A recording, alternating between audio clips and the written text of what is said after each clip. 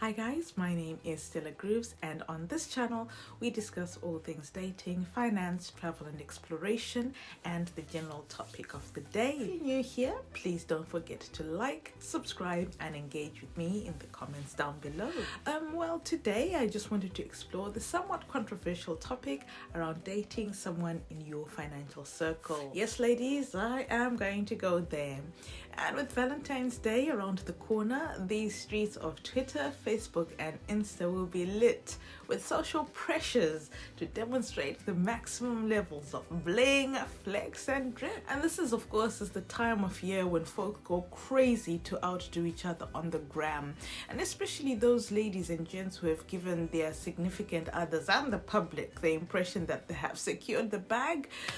The pressure is going to be on. Shout out to my girl Beatrice Tonozai. Girl be making boss moves in the marketing and PR space. Recently, Beatrice on her Twitter said that this year, 2022, the men are not playing. Their Valentine's wish lists are up there, and wowza, the gentlemen want their gifts. The ladies too are busy dusting up their passports, hoping that trip to Santorini, Greece is happening this February. And of course, you gotta secure that all-important Insta-worthy pic, because you all know if it's not on the gram, it did not happen. And you know, that's all well and good, but I feel that both genders must pump the brakes on spending flex and take a long hard look at your significant other and start asking yourself honest and open questions about love and dating in your financial circle.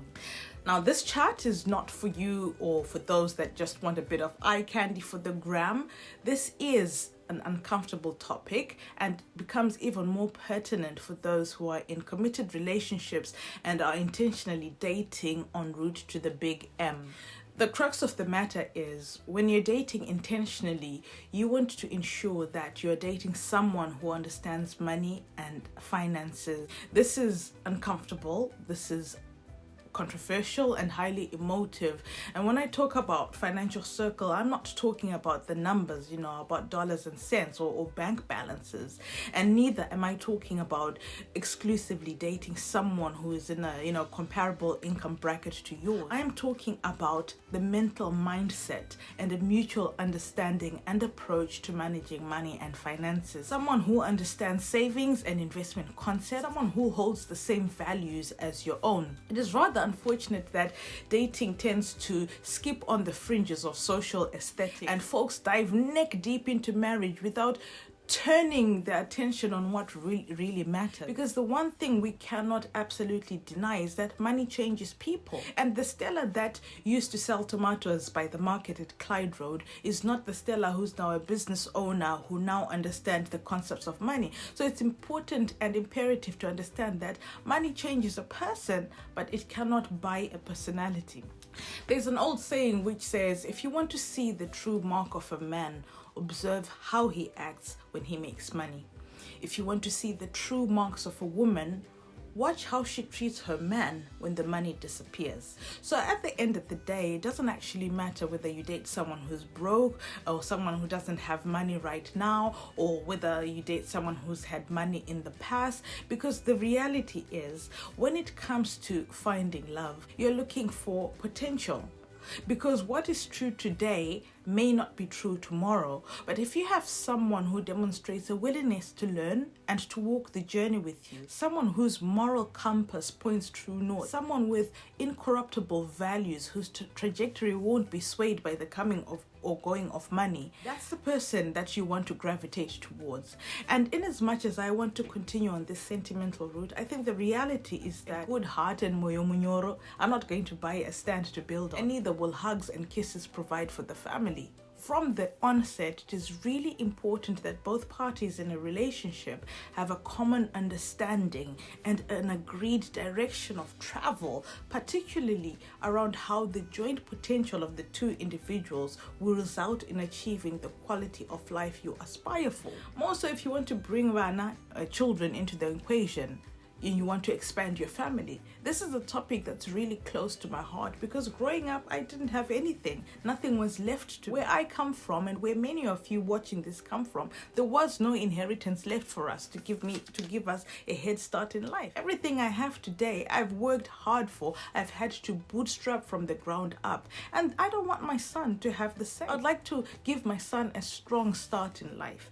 I'd like to give him something to start from. I want to make sure that he's incorporated into financial planning because giving children a good education is not free. That costs money. So it's imperative that before you make the commitment to get married, you have these discussions. Know your person.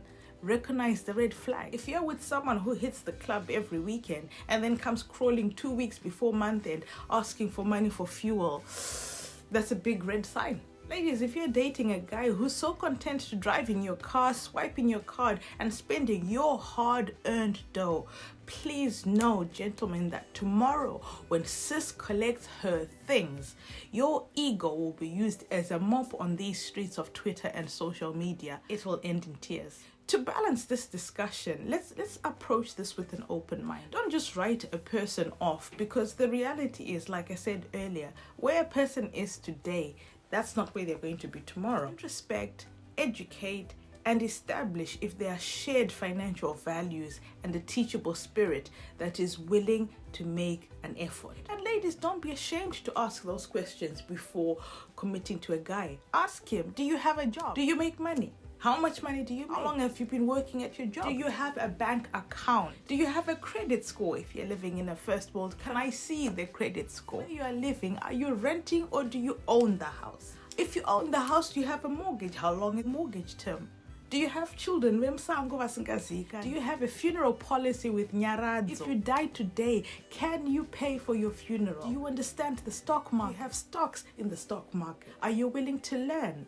Are you willing to understand budgets and financing? When you get your salary, what do you prioritize first? Do you find yourself crawling towards the end of the month? Are important questions that need to be asked. It is super important to balance personality. It is super important to understand your financial circle and make sure that the person you end up with is in the same circle as yourself.